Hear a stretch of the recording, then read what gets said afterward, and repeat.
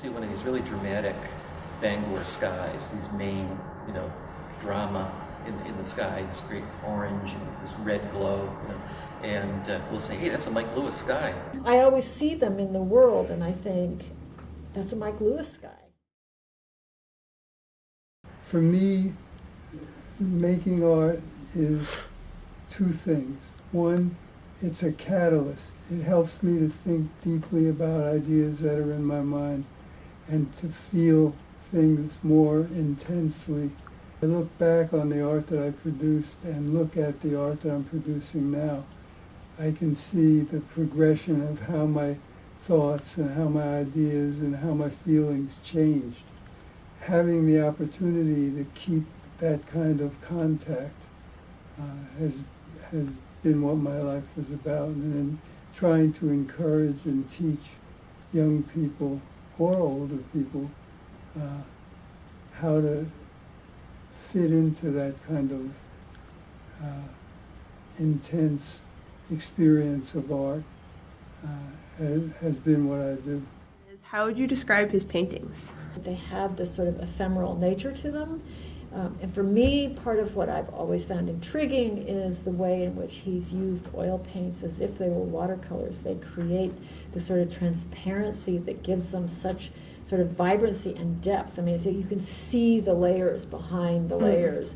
And so it gives you a rich sort of luminous quality to them that I think that oftentimes oil paints just used in a more traditional oil process don't give you. It's the kind of magic of the oil wash technique. So when Mike hit on the oil wash technique as being perfect for him, he kind of rose to sort of new heights with the painting, and he created these images that not that many painters paint like that. Kind of signature. You can recognize a Mike Lewis from across the room. Kind of vision as if they're glowing.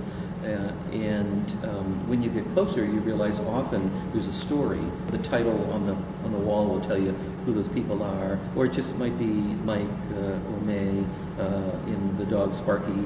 I love the fact that there's always these little tiny figures in them way at the bottom. Often your grandmother, or the dog. Sparky. Sparky, yes.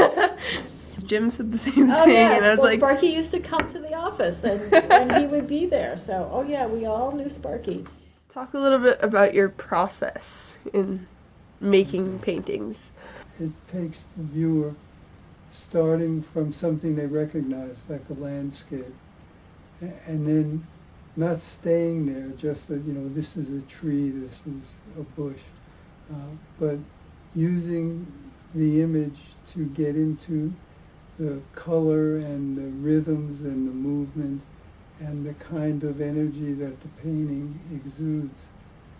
I walked in the woods and I walked in places around the campus, but I never tried to paint them. I was influenced by the things I saw.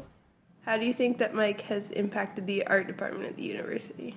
He set not only a tone for how colleagues interact with each other, a great way of interacting with students and really bringing your most artistic self into the classroom. He's a major figure on campus. For us in the art department, he is like that person who has the history, who has the insight, who has the experience. He's one of the stabilizing forces of the art department. We're going to be naming one of the painting studios after him. Oh, really? In the building, yeah. Totally well-deserved, incredibly well-deserved. It's not nearly enough. We will miss him when he's not here officially. As Bob Dylan said, it's all music. And I think, art is art, and there's room for all different things. You grow up to be true, and you always